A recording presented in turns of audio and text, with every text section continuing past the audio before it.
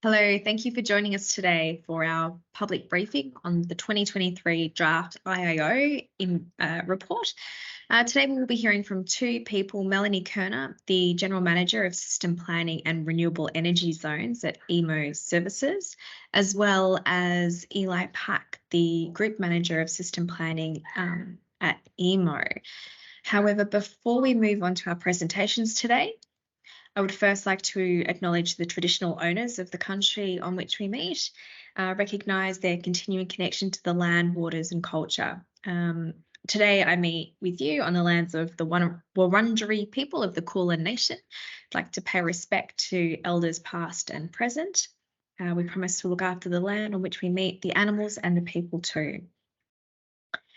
I will now pass across to Melanie Kerner, the General Manager of System Planning and Renewable Energy Zones at AEMO Services, to brief you on the key highlights of the 2023 Draft Infrastructure Investment Objectives IIO report. Melanie.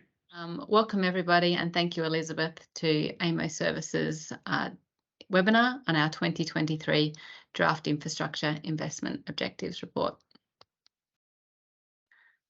So AEMO Services, we were established in 2021 as an independent subsidiary of AEMO to provide services to New South Wales under the Electricity Infrastructure Roadmap.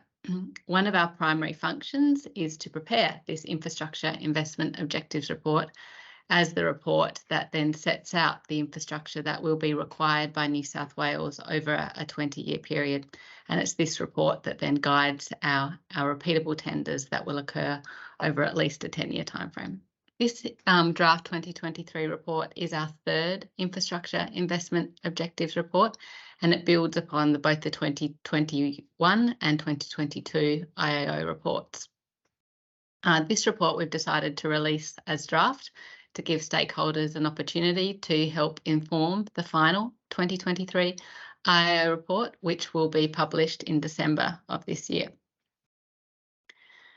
The IIO report sets out the infrastructure required to achieve the 2030 targets that are set out in the Electricity Infrastructure Investment Act, but also to minimise costs for New South Wales electricity consumers over a 20-year period.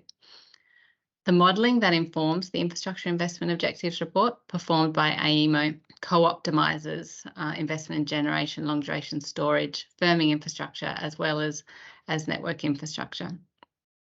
The report is based on assumptions drawn from AEMO's 2022 ISP, updated in some cases for more recent assumptions, and also uses inputs from Energy Code that relate to the timing and cost of network infrastructure projects, and in particular RES network infrastructure projects. The modelling for the report was finished some time ago, and so there have been updates since the modelling that was completed, which we haven't been able to incorporate within the report, such as the announced delay to Snowy 2.0. We'll be seeking to incorporate these updates as well as AEMO's final infrastructure AEMO's final input assumptions and scenarios report for the 2024 ISP. They'll be included in our final 2023 IIO report. The major changes to the IIO report since the previous version that you may have seen relate to the 10-year plans. So we have now set out changes to the 10-year plans, which we think improve simplicity particularly for our stakeholders who will be engaging and participating with our tenders to provide greater certainty and simplicity. We welcome consultation with stakeholders, and we will be running a series of deep dives as well to further seek your input into the process in the finalisation of our final December report. I'll hand over now to Eli Pack to discuss AEMO's contribution to the draft 2023 IIO report. Thanks, Melanie, and hi everyone. My name is Eli Pack. I'm the Group Manager of System Planning at AEMO. I thought I'd start out today by highlighting some of the things that AEMO does and the distinction between AEMO, where I work, and AEMO Services, where Melanie works. So at AEMO, we manage the electricity and gas systems and markets across Australia, helping to ensure that Australians have access to affordable, reliable and sustainable energy now and into the future. Within AEMO, I lead the system planning group. We're primarily responsible for AEMO's national transmission planner function, which involves a lot of joint planning with transmission companies, lots of consumer and industry engagement, and a wide range of studies and reports. So things like the integrated system plan, the inertia and system strength reports, and just lots of support that we provide for other things like the electricity and gas statements of opportunities. We also provide advisory services to governments, to market bodies, and to AEMO services. So when you're looking at something that's published by AEMO services, it's somewhat important to appreciate that AEMO services is distinct from AEMO, with a different board, a different leadership team, and different staff. So any work that my team does at AEMO for AEMO services, it's charged out, with those costs being recovered through the mechanisms in the New South Wales framework. So with that said, there is very strong collaboration between my team and Melanie's team and between the organisations. And while AEMO Services was created for this New South Wales function initially, they are open to supporting other jurisdictions should that need arise. So moving on to the next slide, I'd like to talk a little bit more about the integrated system plan and how it relates to the draft IIO report. For anyone who isn't familiar with it, the Integrated System Plan, or the ISP, is a roadmap for the efficient development of the East Coast power system out to 2050. The most recent ISP that we published last year, it was developed with the involvement of over 1,500 stakeholders through 31 forums and webinars and 198 submissions. And just with continuous dialogue really on every aspect of the report and the plan. That exhaustive consultation that we undertook was really instrumental in developing the rigor behind the ISP, and that rigor has stood up to market events over the past 11 months since we published. The step change scenario, which came from the ISP, continues to be the industry standard for planning in the electricity sector. And the IIO report, which is a 20-year plan, leverages all of that. It leverages the inputs, assumptions, and scenarios, and the methodologies that were developed for the ISP. And importantly, the IIO report becomes an input to the ISP process. So in that way, the other state policies that come into the ISP come in the same way that this plan comes in. So there's a kind of continuous cycle between the plans. Both the ISP and the IIO reports serve critical yet distinct purposes. The draft IIO report that we're here to talk about today, it sets out a plan that maximises value to New South Wales electricity consumers, and it's operationalised with a series of tenders, whereas the ISP, it's more of a NEM-wide plan that optimises total system costs, while of course meeting the state policies and our national commitment to a net zero economy by 2050. Moving on to my last slide, I'll speak briefly to the methodology that underlies the draft IIO report, and then I'll pass back to Melanie, who will talk about some of the insights from it. So if you've been involved in our ISP methodology consultation, this diagram will look somewhat familiar to you, I would say. The general market modelling objectives for the IIO broadly follow those deployed in the ISP and the ESU. Starting at the top of this diagram, there's been extensive consultation, as I mentioned, on the preparation of fixed and modelled inputs to the model. That includes things like the demand forecasts, the coal costs, the gas costs, and network expansion options. The inputs and assumptions for the draft IIO report are very much consistent with the latest ISP, with the exception of a handful of more fit-for-purpose inputs that are adopted and outlined in the report. That includes things like the network options that were sort of updated and developed by EnergyCo.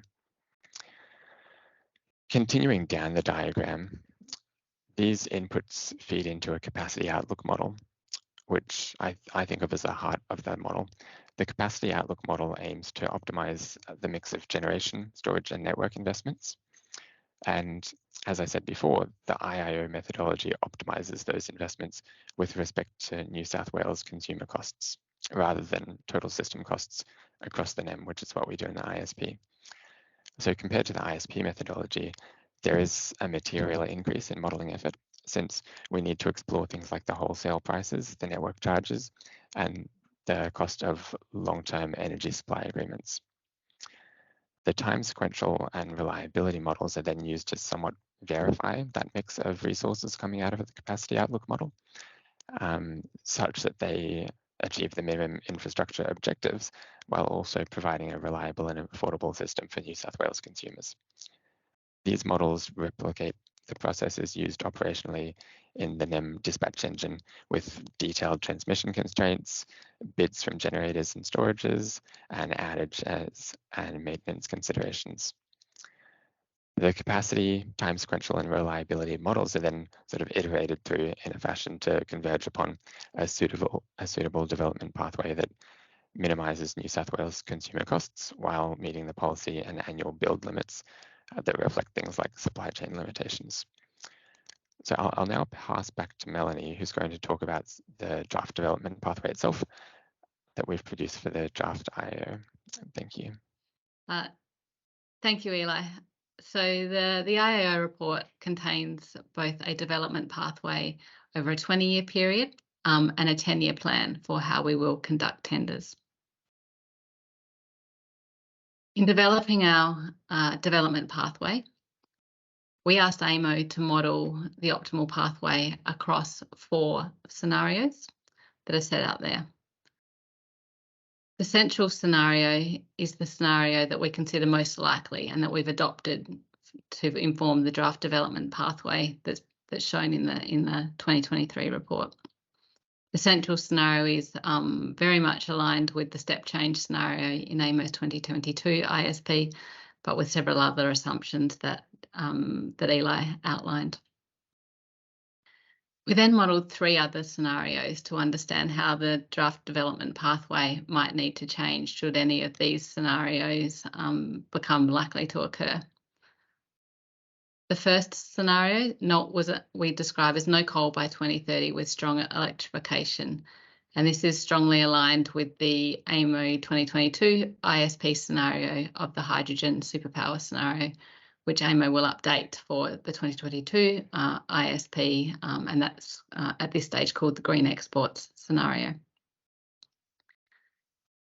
The next scenario, the transmission delay, we asked AEMO to model what the development pathway would need to look like if transmission projects within New South Wales were delayed by 1 to 2 years. So the RESs themselves, as well as other projects, including Hunter Transmission Project, what will we need to deliver if those projects were delayed? And the final scenario was I guess a more likely early coal exit scenario than the complete no coal by 2030, which had Bayswater Power Station retiring by June 2030. And some transmission augmentations were accelerated in that scenario to help mitigate the impact of that delay. So as I said, our 2023 IIO report is based on the central scenario, but there are also results contained in that report about how the development pathway would need to change should these scenarios become more likely, and we'll be continuing to monitor changes in the market over time that may mean we need to shift to some of these alternative development pathways if those risks materialise. So this chart shows the modelling underpinning the development pathway for the central scenario. On the left-hand side, you can see that there is already 2.4 gigawatts of renewable generation that is constructed that contributes to our 12 gigawatt target. That's generation that was committed since November 2019 that is now in place. Following our most recent LTESA tender, we've now locked in 4.1 gigawatts of generation contributing towards that target, which will be online by 2026. Then the task from there continues. So you can see by 2030, we will require an additional 8.5 plus 1.6 gigawatts of generation to meet the 2030 12 gigawatt targets. Well, this chart shows what the model identified as the optimum mix between wind and large-scale solar. The actual mix will depend on the outcomes we see through our tender process. The task for the New South Wales energy system is not just in the centralised system. There's also a large volume of uptake that we're expecting to see in the decentralised system within distribution networks that will also contribute to the infrastructure that New South Wales needs. Then out to 2040, the development pathway continues to show large uptake in renewable generation, complemented by our long duration storage and firming infrastructure to deliver on the infrastructure investments, including minimised cost to New South Wales consumers and meeting our energy security target and reliability standard. The development pathway itself, although the modelling shows the generation mix that would be needed to enable it, the generation pathway itself is technology neutral. And so you can see here the overall requirements for generation infrastructure over time to meet our 2030 12 gigawatt target and then ongoing to 2040. So once we've met the 2030 targets, the development pathway shows that there's a continued need to minimise cost for investment to minimise cost to consumers to 2040. On the right-hand side, you can see the corresponding 10-year plan for how we intend to undertake tenders to deliver on that generation development pathway. So you can see that the first tender, which is about to get underway, that tender will retain the retain the volume that we published in our 2022 IIO report, but then we move quickly to running consistent tenders for approximately 3,000 gigawatt hours per annum. Each tender is what we will target, which equates to around 1.5 gigawatts, depending on the technology mix. So we can award more or less than that target presented there, and that will depend on the value that we see of projects coming in to the individual tenders and also how we're tracking towards the development pathway.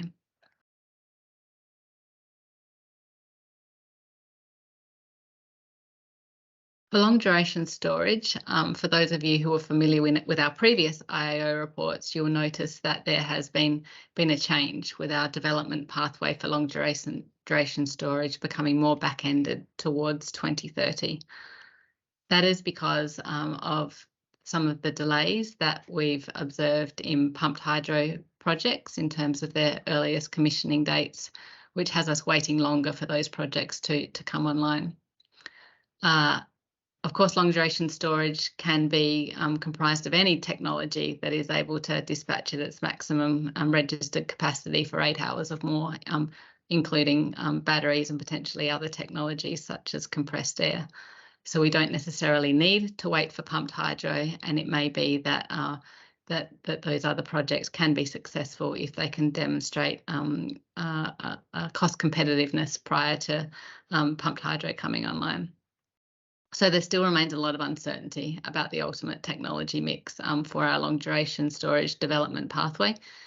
And so in recognition of that, we've devised a 10-year plan which has us running tenders every year until we fill that 2 gigawatt target. Even though we've back-ended the development pathway, should we see competitive projects coming in before 2030, then we may seek to fast-track that development pathway. The first tender in our 10-year plan, and we'll get underway shortly, and so we've kept that consistent, the size of that consistent with our previous IIO report, which was 600 megawatts minus the amount that was successful in the first tender, which was a 50 megawatt battery. So that tender is now for 550 megawatts, and then we will shift to this consistent target of 1 gigawatt, and we will seek to procure up to 1 gigawatt until we get to that 2 gigawatt target.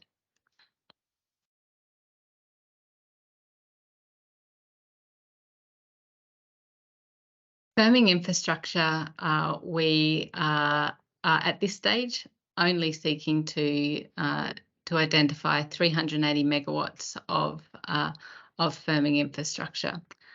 That's consistent with our 2022 IIO report, which we produced in response to a direction from the Minister to carry out a firming tender. And that in turn was in response to the announced closure of the Eraring coal-fired power station by Origin Energy. At this stage, we see that we will need a minimum of 380 in that first tender, and that then from there, the modelling shows at least that there's no further requirement for firming infrastructure. Now, there's a number of large assumptions that underpin that outcome.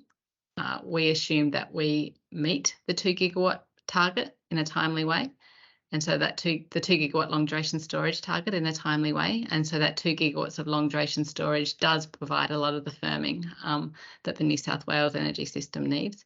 If we do fall short of that target, then it may mean that more firming infrastructure would need to be procured.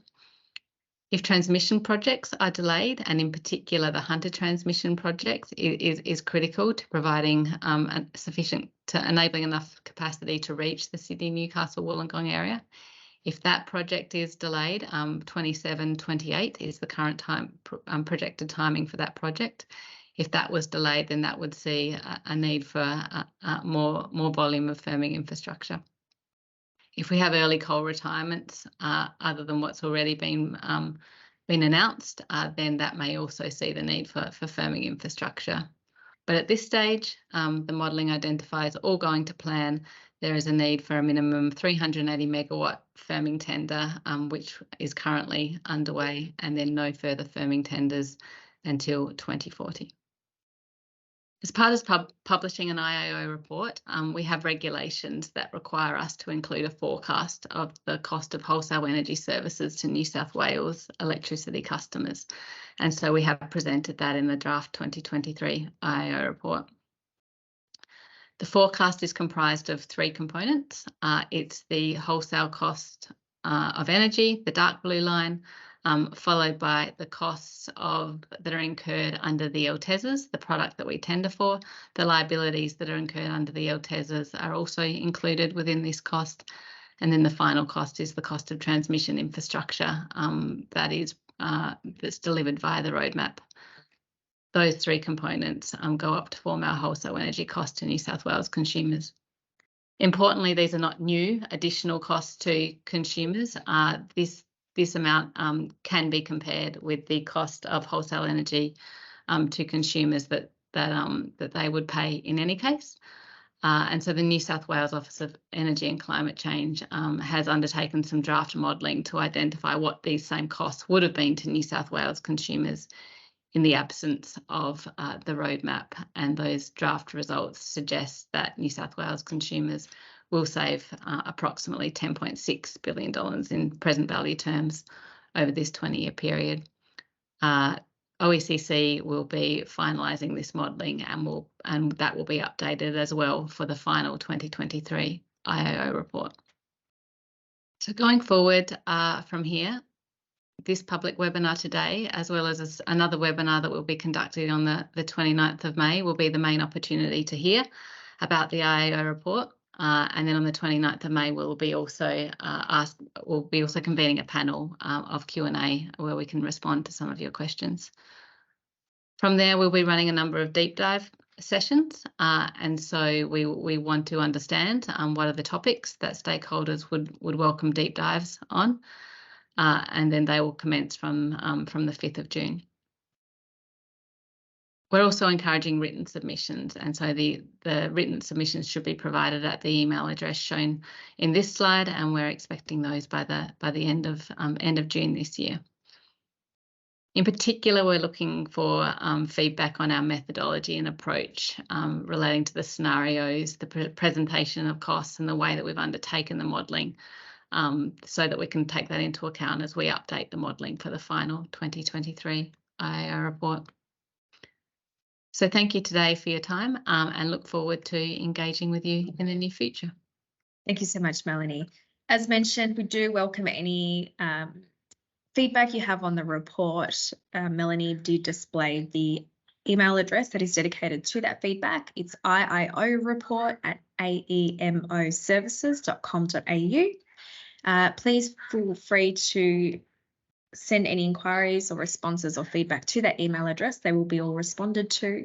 We also invite you to keep an eye on our website for updates and subscription to our briefing on the 29th of May, which will also include a panel discussion at the end. And then we will also open up some deep dive sessions for areas of consultation throughout June. So please do keep an eye on our website and subscribe to our mailing list for more updates on that. Thank you for attending.